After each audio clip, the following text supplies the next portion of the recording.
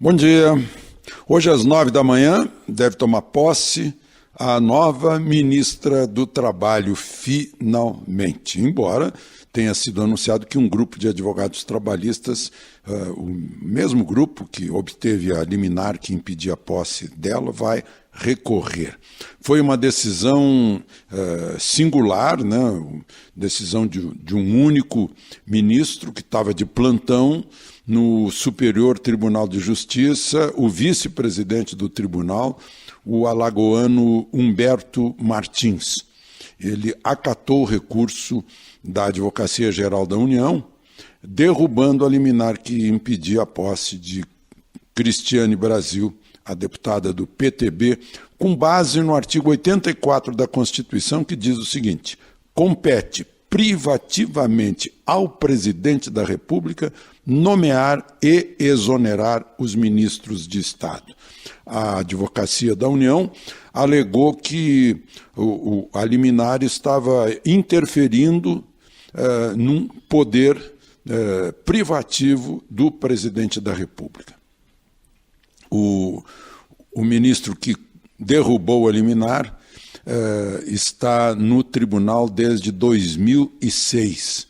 Antes era desembargador no Tribunal de Justiça de Alagoas. Depois da posse, às 9 horas, o presidente Temer deve seguir para a reunião econômica, o Fórum Econômico de Davos, na Suíça.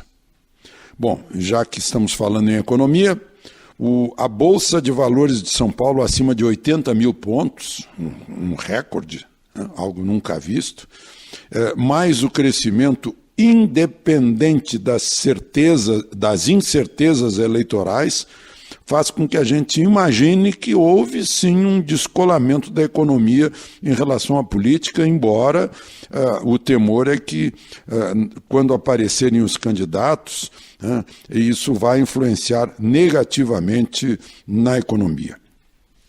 A expectativa de crescimento do PIB deste ano é de 3% no ano eleitoral, né?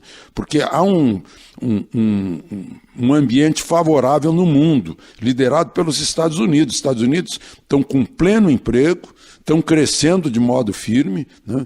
O juro real chega a ser praticamente zero ou negativo, né? Isso influencia outros países do mundo, né? Já que é a maior economia do mundo. A média de crescimento mundial está sendo de 3,7%, quase 4%.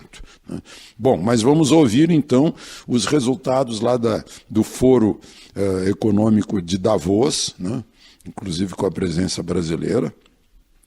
O Brasil perdeu pontos nessas agências de avaliação de risco, mas está se recuperando de um desastre, de um caos, né, com ortodoxia na política monetária, né? A gente está vendo aí os bons resultados na inflação e nos juros. O perigo mesmo reside na dívida pública, que está imensa, né, e na falta de uma reforma da Previdência. Enquanto isso, as lendas pregadas pelos privilegiados, né, estão sendo aceitas. Parece que a gente prefere acreditar na mentira, né?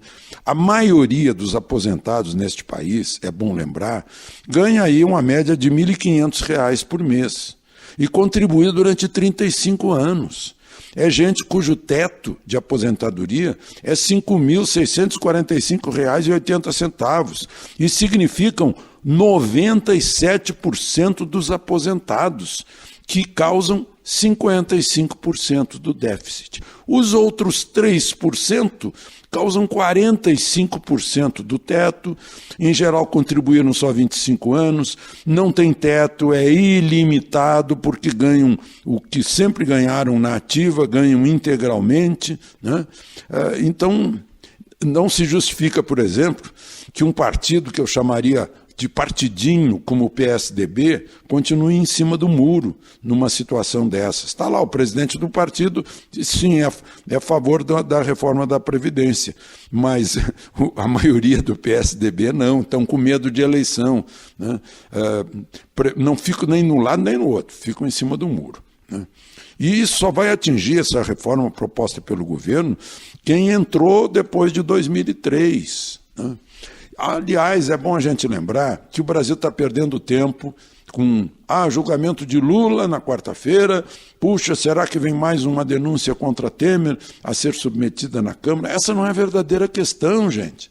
A verdadeira questão do Brasil é o abismo tecnológico que separa este país do futuro e do presente do mundo. E eu fico me perguntando se algum desses pré-candidatos a presidente tem a visão disso, né?